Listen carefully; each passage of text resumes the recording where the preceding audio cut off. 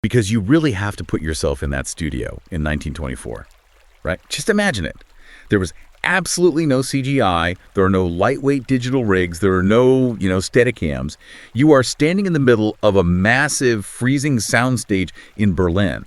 And this director decides he is going to film a complete catastrophic psychological breakdown. Yeah, okay, But wait, he's not going to use dialogue. No. He's going to use shadows. He's going to use forced perspective. He's going to literally strap a heavy, hand-cranked camera to a bloke's chest. I mean, on paper, it sounds like an absolute recipe for disaster. It shouldn't work. Yet here we are staring at a film that basically invented the entire modern visual language of cinema that we all just wildly take for granted today. Hold on a second. Hold on. Let me just stop you right there, because you are doing exactly what every single film historian does. Which is what? Being accurate. No, you're giving him entirely too much credit. I mean, you call this a monumental achievement, but let's be totally honest with ourselves here, and with anyone listening right now. Praising a 100-year-old black and white silent film just because it happens to be old is exactly the kind of pretentious trap that people fall into constantly. It is not a trap. It's just... It is. No? F.W. Murnau, the director, he wasn't some mystical cinematic pioneer handing down fire from the mountain. If you look at the reality of this production, the actual logistics of it, he was essentially a madman with a megaphone, indulging in a massive, bloody, bloated ego trip. Are you joking? An ego trip? We are talking about The Last Laugh. Yeah, the bloated ego trip. Or, if we're using its proper original German title, Der letzte Mann. Cinema, the magic vehicle. A comprehensive guide. Journey 1, 1913 to 1950. It is a masterpiece. Look, if you're listening to this right now, we are entirely abandoning the polite, dry history lesson today. We have a proper debate to settle, and you need to help us decide. Because we are not agreeing on this one. We are definitely not. Is this 1924 film the monumental achievement of global cinema that the research, and frankly, I know it to be? Or is it, as my deeply cynical friend across the table here reckons, just a completely bloated, overpriced exercise in vanity? Because we are not just talking about an old movie here. We are talking about the exact moment when the DNA of everything you watch on a screen today was basically born. Right. Well, bloated is putting it mildly, honestly. And if we're going to actually argue this out, we need to look at what this film is genuinely about, like on a narrative level, rather than just fawning over the mythology of the director like a university student. I'm not fawning, I am contextualizing. Because when you strip away the textbooks, when you take away the historical reverence that everyone heaps on it, what are we actually sitting down and watching for 2 hours? Well, we are watching one of the most brilliant, intimate tragedies ever put to film. Oh, here we go. No, let me set the scene so we're all on the exact same page. The protagonist of this story is a hotel porter. He works at the Grand Atlantic Hotel in Berlin, and he's played by Emil Jannings. Right. Now, you have to understand, this isn't just a guy working a minimum wage shift job. Right. Jannings plays this profoundly proud man. He wears this magnificent, heavy, brass-buttoned, oversized uniform. And in the working-class tenement neighborhood where he lives, that coat literally makes him a god. He walks down the street and people physically part for him. He salute him. Exactly. He is the absolute pillar of his community because he represents the grandeur and the stability of that massive international hotel. He is the very first thing the wealthy guests see when they arrive. But, and here is the inciting incident that drives the whole plot, he's getting older. Shocking twist. He physically cannot keep up anymore. So one day, it's pouring rain outside. He's struggling to lift this massively heavy trunk off a car. He has to pause. Right. He takes a moment to just catch his breath, just a brief rest. And the hotel manager happens to look out the window, sees this tiny moment of weakness, and brutally demotes him on the spot. Right. And that is the entire premise. It is devastating. He isn't just moved to the front desk. The manager completely strips him of that magnificent uniform. He takes the coat away, and he banishes this incredibly proud man down into the dark, tiled basement to work as a lavatory attendant. Handing out towels. And to twist the knife, this happens on the exact day of his beloved niece's wedding. The psychological devastation is absolute. His entire identity is just erased in a single afternoon. Okay, I hear what you're saying, I really do, but are you seriously not seeing the absurdity here? Look at the reality of the plot. It's a bloke crying over a coat. It's not just a coat. That is the entire emotional crux of the film. You're telling me that a modern audience, or frankly, even an audience back in 1924, is supposed to emotionally relate to a man having a literal frothing at the mouth mental breakdown simply because he has to hand over a work jacket. Yes, absolutely yes. It's pure melodrama. It is so utterly over the top that it totally crosses the line into the absurd. I mean, we spend hours watching this man weeping into the fabric of a coat as if his entire family has just been slaughtered in front of him.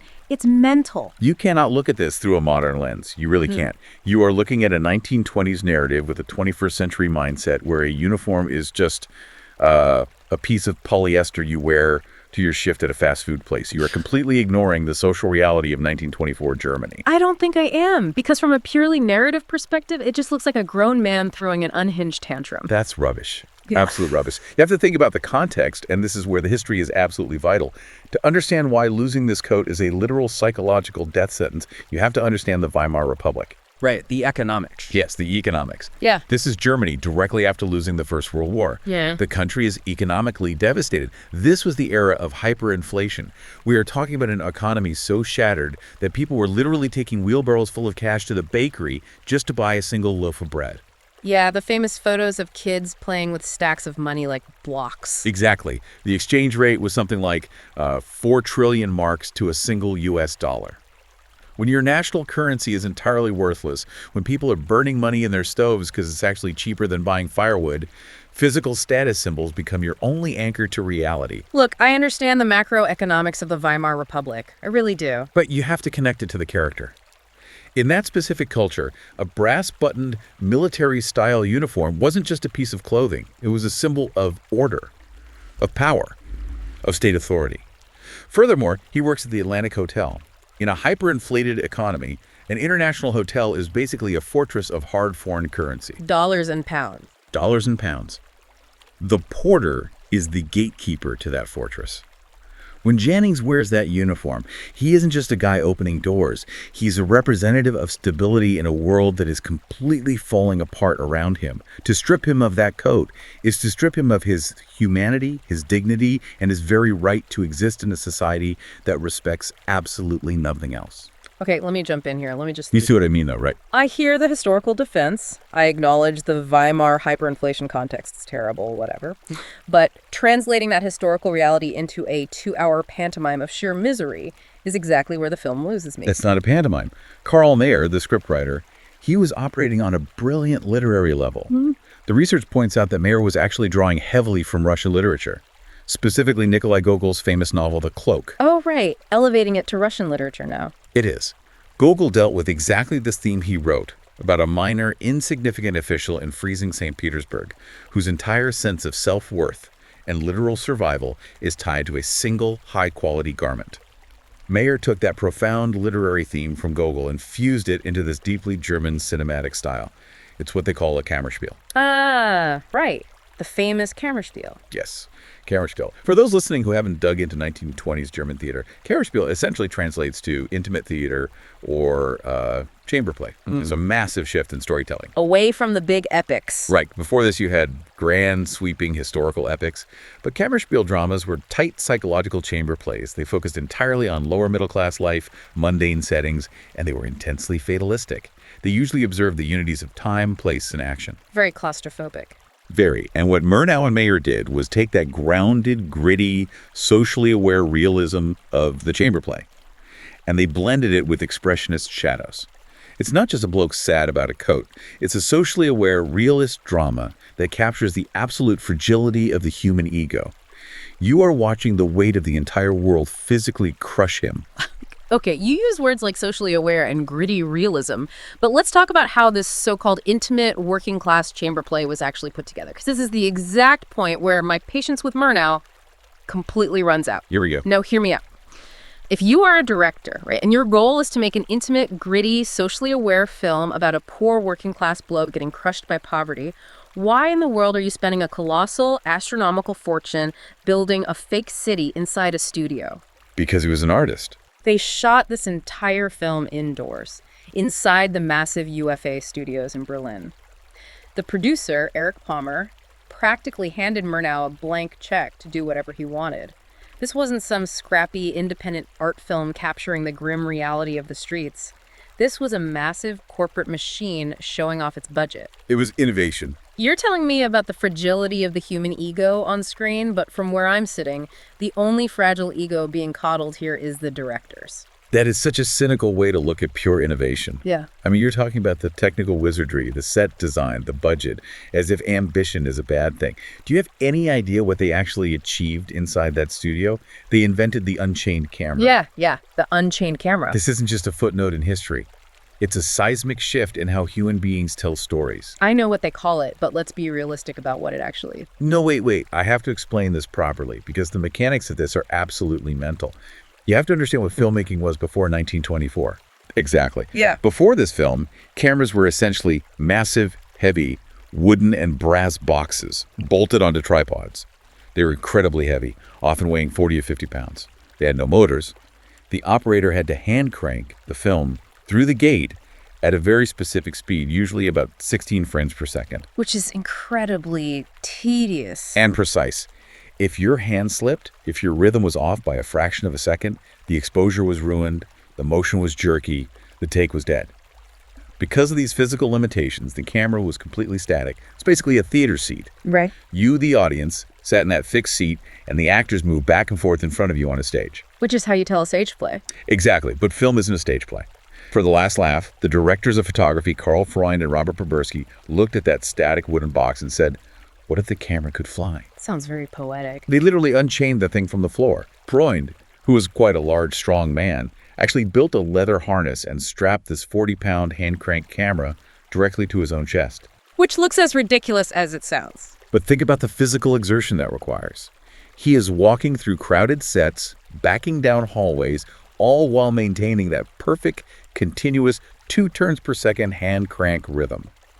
They put the camera on bicycles and rode it through the studio. They hung it from overhead wires and sent it flying through the air. Oh, they definitely did. In the scene where the porter gets drunk at the wedding reception, the camera physically spins around the room.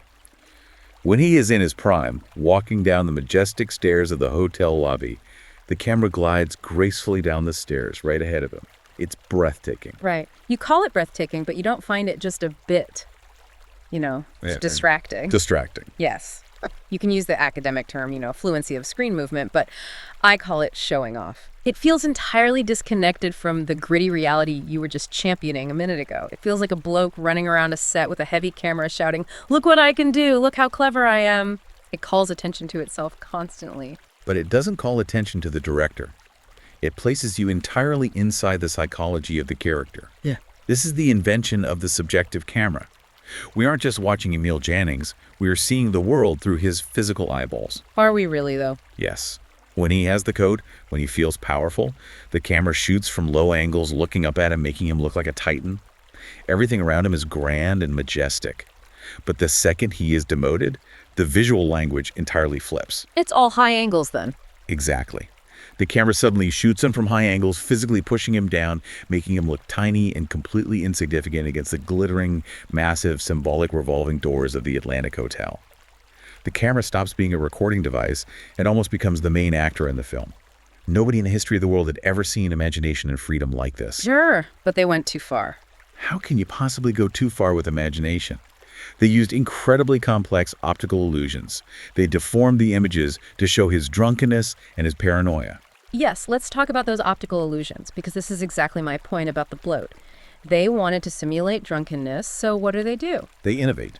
They smear Vaseline on the edges of the glass. They use distorting lenses. They use complex multiple exposures where they have to literally rewind the film inside the magazine and shoot over the exact same frames again to layer images of spinning faces and mocking eyes. It's brilliant. It is technically very difficult, I will grant you that. But because Murnau and Freund were so intensely obsessed with these technical gymnastics, with making the camera do backflips, they decided to pull the most arrogant stunt in the entire history of silent film. You mean removing the title cards? Yeah. Which is absolute stroke of genius. It was a narrative disaster. You can't be serious. Let's break this down for anyone listening who might not be a silent film buff. Please do. In silent films, because you cannot hear the actor speak, you rely on title cards. Yeah. These are the screens of text that pop up to tell you what the characters are saying, or to establish the setting, or to explain a complex piece of the plot.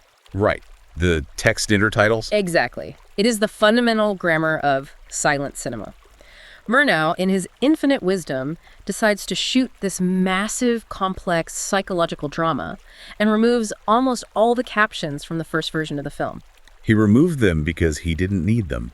The visual storytelling was so refined, so universally understandable, that written words were genuinely superfluous. Yeah. He proved that cinema was a purely visual medium that didn't need to lean on literature. That's rubbish, mate. Complete rubbish. Taking away the title cards didn't make it a universal masterpiece. It just left his actors completely stranded. It forced them to overact violently just to communicate basic plot points. They are not overacting. Oh, look at Emil Jannings' performance. Because he knows he doesn't have a single word of text to back him up, he is forced into this aggressive pantomime. He is waving his arms about, he is clutching his chest, he is bugging his eyes out. He has to mime every single emotion like he's playing a high-stakes game of charades at a Christmas party. You are being ridiculous. You can't just strip away the dialogue and claim it's pure cinema when your lead actor looks like he's giving himself a hernia, just trying to convey the concept of, I am sad.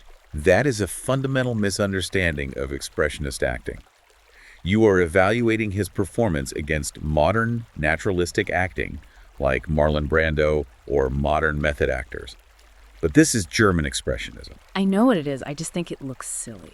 The entire point of the movement was to externalize internal psychological states. Jannings isn't overacting. He is physically manifesting the character's soul. Look at his posture. When he has the uniform, he is puffed up like a rooster. His chest is out, his spine is perfectly straight. Yeah, she looks quite grand. But when he loses the uniform, it is like you watch a balloon physically deflate. His shoulders collapse, his knees buckle, he shrinks into himself. He ages 20 years in 5 seconds without a single drop of makeup. It is a masterclass in physical control. It's exhausting to watch, is what it is. It is heartbreaking. Especially the sequence where he sneaks back into the hotel at night. Oh, the wedding scene? Right. He is so desperate to maintain his dignity in front of his family that he sneaks into the cloakroom, steals his old uniform, and wears it just for the evening of his niece's wedding reception. He puts it on, he goes to the party, he drinks, and he raves about his former glory. He's surrounded by his family, completely enveloped in this desperate, fragile illusion. And then the illusion shatters. Exactly. The very next morning, the truth comes out. He tries to return the coat, but he's caught. The neighbors in his tenement building find out that their god, the Great Atlantic Hotel porter, is actually just a lavatory attendant. And they are not very nice about it. And how do they react? They don't offer him pity or sympathy. They treat this broken old man with absolute venomous derision and contempt. They laugh in his face. They mock him mercilessly. Because in that hyperinflated, traumatized society without the uniform to protect you, you are nothing but a target for everyone else's misery. He's utterly, completely broken. Right. And here is where the Kammerspiel fatalism reaches its absolute peak. He flees the neighborhood, he returns to the hotel, and he withdraws deep down into the dark, tiled subterranean lavatory. The basement? Yes. The contrast between the bright, glittering, revolving doors above and this sterile, tomb-like basement below is stark. He sits in the corner on a stool, clutching a white towel, staring blankly ahead, just waiting to die. The camera slowly backs away from him. It is devastating. Right. And I will give you this, if the film ended exactly there, I might actually agree with you. Really? I mean it. If the screen faded to black on that broken man in the basement, it would be a cohesive, dark, gritty, brilliant reflection of the despair of the Weimar Republic. It would make perfect narrative and thematic sense. But it doesn't end there, does it? I know. It doesn't. And this, right here, is where the entire production falls apart and completely proves my point about it being a bloated, compromised, studio-driven mess. So, the old man is essentially dying in the toilet. The lighting is dark. The mood is completely fatalistic, fade to black. And then suddenly, jarringly, we get the only title card in the entire film. The famous epilogue. The infamous epilogue. The title card pops up on the screen, breaking all the rules Murnau just spent an hour and a half establishing, and I quote the card directly. Here the story ought to end. The unhappy old man can expect nothing but death. But the scriptwriter took pity on him and added a totally improbable epilogue. It's quite literally breaking the fourth wall before that was even a common concept in cinema. It's literally ruining the film. Yeah. The title card basically looks the audience in the eye and says, "We know this is stupid, but here you go anyway." And what happens next? We cut back to the old man in the lavatory. We find out that, completely off screen, some random American millionaire happened to walk into the bathroom, had a heart attack, died in the porter's arms, and for absolutely no logical reason whatsoever, left the lavatory attendant half of his massive fortune in his will. It's a tonal shift, yes. I grant you that. It's absolute nonsense. You can't be serious. Suddenly, the broken, suicidal lavatory attendant is a multimillionaire. The film cuts to him throwing a massive, lavish banquet in the dining room of the very hotel that just fired him. Eating caviar. Eating mountains of caviar, he's smoking cigars. The hotel managers who humiliated him are literally bowing down to serve him, and he rides off in a carriage to live happily ever after. It is, without a doubt, the cheapest, most pathetic, studio-mandated cop-out in the history of cinema. Hear me out. Hear me out, because you are falling headfirst into the exact same trap that film critics have been falling into for a century. Oh, I'm falling into a trap by expecting a narrative story to logically make sense, by expecting a gritty, realist drama to not suddenly turn into a fairy tale. Yes. Because you have what film historians call a naive reliance on the plot. Naive. Yes. You are looking at the literal events rather than the cinematic language. This ending was not an accident. Carl Mayer, the scriptwriter, didn't just run out of ideas and throw his hands up. This ending was so controversial that the entire original crew was literally torn apart by it. In fact, if we look at the historical timeline, Lupu Pick was originally supposed to direct this film. Lupu Pick. Yes. Yeah. For context, Lupu Pick was a highly respected director who had just made 2 massively successful Kammerspiel films. Shattered. And then New Year's Eve. Yeah. They formed this dark, fatalistic instinct trilogy. Right. The Last Laugh was written specifically to be the grand finale of Pick's trilogy, but when Pick read the script and saw that epilogue, he outright refused to direct it. He walked away from the project entirely because he found the happy ending completely unworthy of the serious, gritty subject matter. And Pick was spot on. Pick actually had artistic integrity. He looked at that script, saw the American millionaire Deus Ex Machina, and said, "I'm not directing this melodramatic fairy tale ending." And what did the studio head Eric Palmer do? He sacked Pick, dissolved the trilogy, and brought in Murnau, who was apparently more than happy to sell out the gritty realism for a flashy, ridiculous, crowd-pleasing Hollywood ending to sell more tickets. No, Pick leaving was actually the most fortunate outcome possible. We lost a good traditional director in Lupu Pick, but we gained a visionary genius in Murnau. Murnau and Mayer kept that ending, and they defended it fiercely because it is a deliberate, radical, brilliant, dramatic device. By giving him magic American money. Yes, on a surface level, it's a parody of the neat, tidy Hollywood happy endings that were starting to dominate theaters. But it's so much more than a parody. It is designed specifically to show the absolute unbridgeable chasm between triumph and humiliation. By feeding him caviar. By giving him everything in such an absurd, dreamlike, impossible way, it actually highlights how inescapable and tragic his real situation is. The title card explicitly tells you this is totally improbable. It is a Brechtian alienation effect. The Brechtian, oh wow. It is. It reminds the audience that in the real brutal world of 1924 Berlin, the old man dies in the bathroom. The millionaire never comes. Right. Salvation does not exist for the working class. By showing you this wildly exaggerated fantasy, it forces you, the viewer, to reflect on the cruelty of the real world you have to walk back into when you leave the theater. That is Olympic-level mental gymnastics. It's really not. It is. You are doing backflips to defend a dodgy scriptwriter's decision to shoehorn a happy ending onto a tragedy, probably just because the studio knew a depressing ending wouldn't sell tickets in America. It's not gymnastics. It's high art. Look, I can explain exactly how this works on an emotional level. Think about Maurice Ravel's famous orchestral piece, Bolero. Oh, here we go. We're bringing French classical music into this now. No, listen. This analogy makes perfect sense. Ravel writes Bolero in 1928. Just a few years after this film comes out. For those who don't know it, Bolero is a single-movement orchestral piece. It is heavily repetitive, driven by this constant, unchanging snare drum rhythm. Yeah, da-da-da-da-da. Exactly. It stays firmly in the C major key for almost its entire 15-minute duration.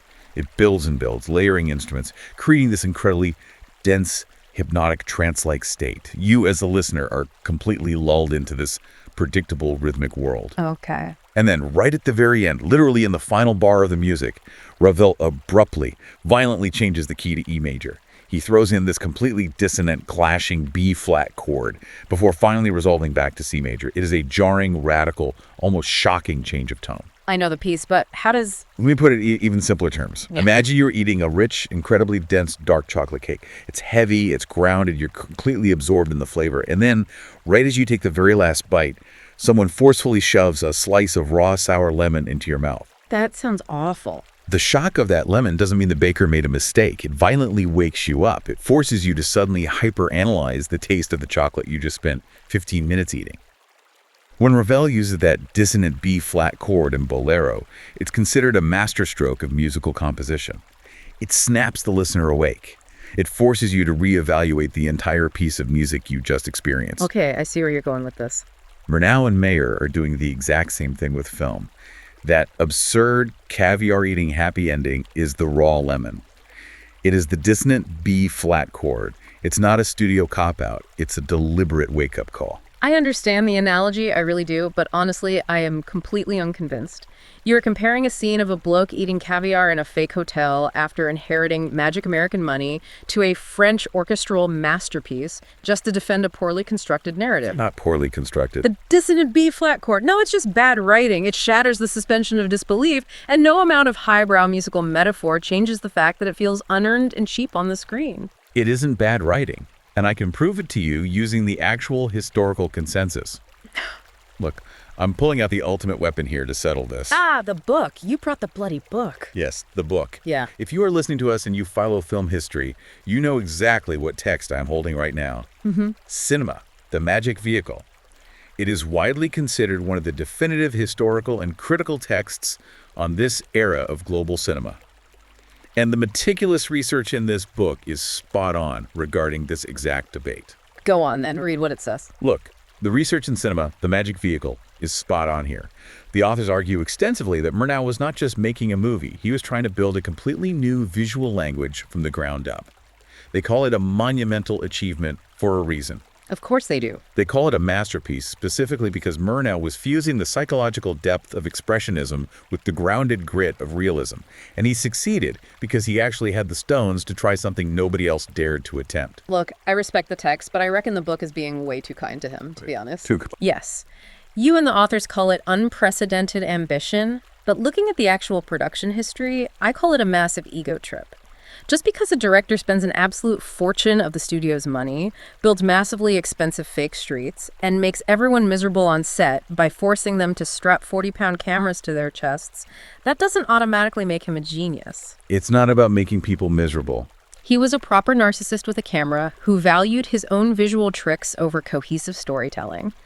And I genuinely think the book lets him off the hook for his narrative failings, purely because the film has aged into the protected status of a classic. They excuse the bloated, nonsensical narrative purely because the camera tricks were neat for 1924. Rubbish. Absolute rubbish. It's not an ego trip. It is an evolution in how human beings communicate. And furthermore, it wasn't just Murnau pulling the strings alone. The book is brilliant because it gives you the actual credits, highlighting the unsung people who made the technical breakthroughs that changed how every single film is made today. We have to talk about the art directors, Robert Hurlth, Walter Rohrig, and a young Edgar G. Ulmer. Right, the set designers. They weren't just set designers. They literally built the psychological state of the character directly into the physical architecture of the sets. They didn't just build a hotel lobby. They built a forced perspective optical illusion. With the slanted floor. Yes. They physically sloped the floors upward as they went back. They sloped the ceilings downward. They built the background furniture progressively smaller. And they even hired actual children, dressed them as adult extras in suits, and had them walk in the background to make the lobby look cavernous and intimidating. They weaponized architecture. Okay, that is quite clever, I'll admit. And the book explicitly calls out modern critics who complain about the ending. It literally states that complaining about the epilogue reveals a, quote, naive reliance on the plot when deciphering signs and meanings in cinema. Oh, come on. If you find the sheer scale of the visual storytelling a bit of a slog, that's on your inability to read the cinematic language, not on the history. You are refusing to read the signs. I'm not refusing to read the signs. I am just saying, I'm looking at it with a modern eye, and it's half brilliant and half nonsense. The book defends him through a strictly historical lens, and that's perfectly fine for university lectures. It's fine for anyone. But I am sitting here watching Emil Jannings dramatically clutch his heart and scream without making a single sound for 2 straight hours, and I'm sitting here thinking, mate, cut 30 minutes out of that scene and we'd actually have a story. It is bloated. How can you say it gets in the way? The camera movement is the human emotion. The fact that you want to chop up the beautiful fluency of screen movement just to shove in some text cards and make it a conventional, boring, literal narrative completely misses the magic of what they achieved inside UFA Studios. I just want a story that works. They proved, once and for all, that the camera itself could convey a complex, nuanced message without relying on literary crutches. But they did rely on a literary crutch. That is my entire point about the ending.